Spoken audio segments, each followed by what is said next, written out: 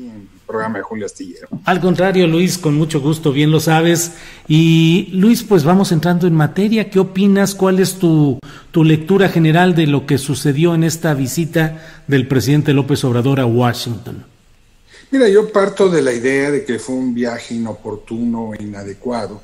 Uh-huh.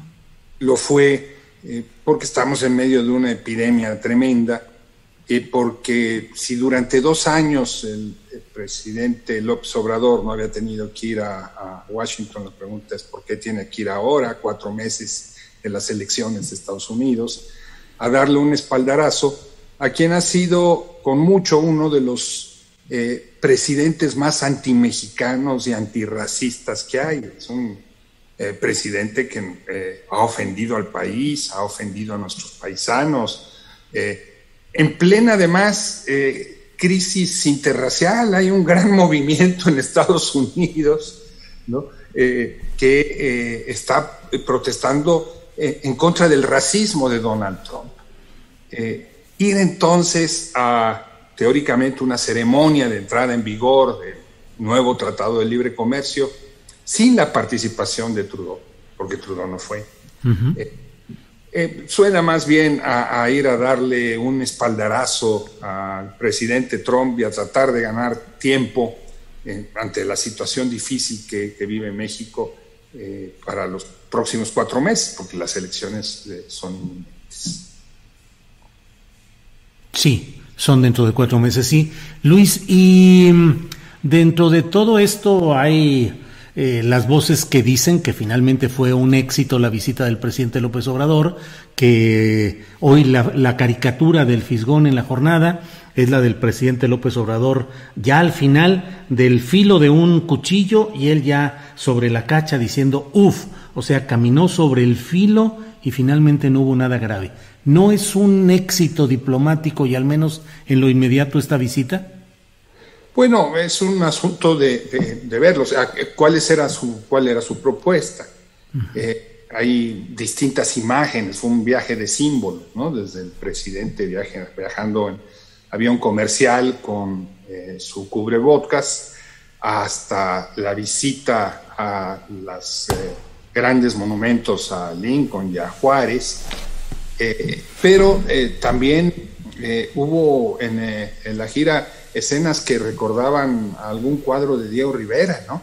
Uh-huh. De poder, cenando con el presidente López Obrador y cenando con Donald Trump, ¿no? Uh-huh. Afuera, Estados Unidos se debate en una tremenda crisis sanitaria y en una irrupción de derechos civiles y antirracistas tremendos. Podría ser una nueva recreación de un domingo en la Alameda de Diego Rivera, ¿no? Uh-huh. Entonces, esa imagen obviamente se va a vender como una imagen exitosa, se juntaron los empresarios, habló de negocios, etcétera, etcétera, pero no sé si el presidente de Primero los Pobres esa sea precisamente la imagen que quiere enviar, ¿no? Uh-huh.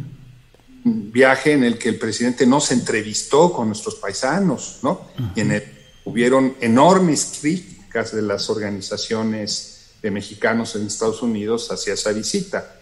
No solo de los demócratas, que es explicable que se molesten, ¿no? Entonces, fue un éxito diplomático, depende cómo se vea.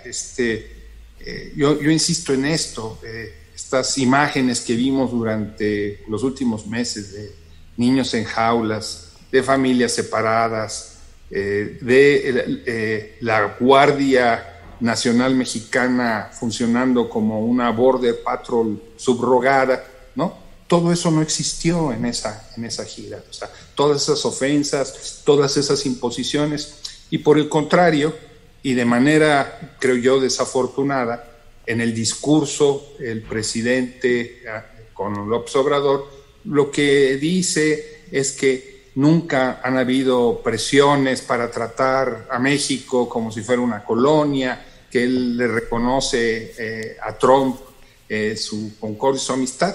Pues eso no corresponde a la realidad. Yo entiendo lo que es la diplomacia, pero eso no corresponde a la realidad.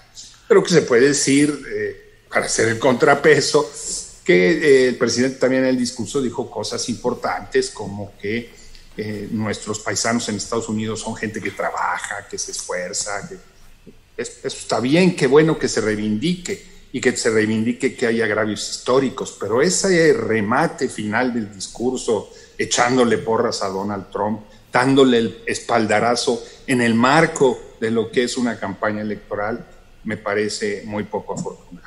Luis Hernández Navarro, ¿se agudiza la subordinación de México hacia Estados Unidos?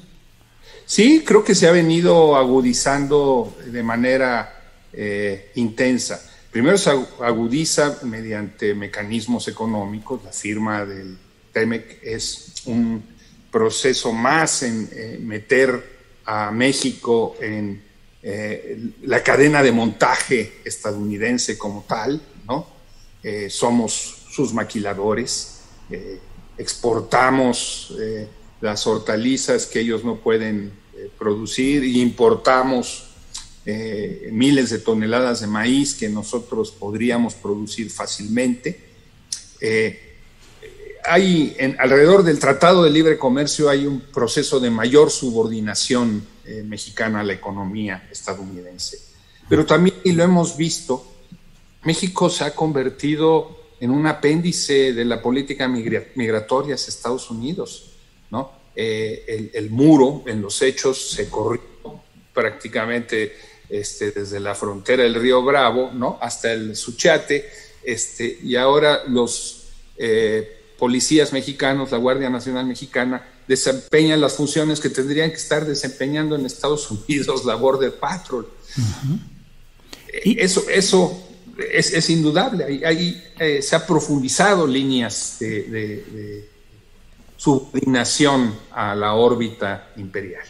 En el plano estrictamente electoral, partidista interno de México, Luis Hernández Navarro, ¿crees que López Obrador recibe también beneficios, así como Trump en lo electoral en Estados Unidos? El propio López Obrador recibe beneficios acá, entre otros temas, por ejemplo, pues la entrega casi de una ofrenda, la cabeza política o judicial de César Duarte, el exgobernador de Chihuahua. ¿Crees que también tendrá réditos internos López Obrador? Sin lugar a dudas, creo que él va a tener esos réditos, lo va a poder capitalizar. Creo que el presidente tiene un grave problema enfrente, y es que la crisis del coronavirus asociada ha provocado una crisis económica de una magnitud tremenda que pone en entredicho la viabilidad de su proyecto de la 4T. 12 millones de desempleos, una caída del Producto Interno Bruto del 8%. Las políticas de combate a la pobreza que había desarrollado son una cobija que ya le viene muy chico a los millones de pobres nuevos que hay en el país. Y en ese contexto él tiene que llegar a las elecciones del año que viene y tiene que llegar al revocatorio de 2022. Creo que esta visita le da a él como jefe de la campaña de Morena el año que viene un respiro, ¿no? Ahí tiene sentados a los empresarios, anuncios de nuevas inversiones, veremos si llegan o no llegan y en qué condiciones llegan. Entonces eso le da un margen de maniobra mayor, sin duda. No es dificilísima. Sí, me da la impresión, Luis, de que incluso va a sosegar un poco los muy desbordados ánimos opositores de Frena y demás grupos que estaban ya muy desbordados y que parece que ahora con esta visita quedan un poco desarmados. Sí, esos grupos de ultraderecha han buscado siempre el apoyo y el padrinazgo de Estados Unidos. Uh-huh. Pero yo creo que no hay que dejar de lado el hecho de que Estados Unidos está acostumbrado a jugar a dos manos. Yo creo que como todos los políticos. Claro. Por un lado sonríe Trump con el presidente López Obrador y mañana vuelve a hacer declaraciones antimexicanas y antimigrantes y a avalar para él ese tipo de declaraciones son piezas de caducidad, son productos desechables. Ya tiene la foto que él quiere. su campaña electoral ya lo mostró como él quería que se mostrara. Pues él no está en contra de los mexicanos, él no está en contra, él no es tan racista, ¿verdad? Es gran amigo el presidente, pero eso queda ahí. Falta hacer, y lo que sus operadores cavernarios, neandertales, puedan seguir moviendo en el terreno nacional. Ellos están sentados aquí en la mesa platicando amablemente, y mientras tanto por debajo de la mesa siguen pegando patadas. Esa es la realidad. Pues Luis, como siempre, muchas gracias por la oportunidad de asomarnos a tu pensamiento crítico y analítico y tener estas expresiones tuyas. Como siempre, muchas gracias, Luis. Muchas gracias a los tocayos de apellido. Muchas gracias. Sí. Un abrazo. Gracias por la invitación. Que estés bien, Luis Hernández Navarro. Muchas gracias. A ti muchas gracias, Luis. Bueno.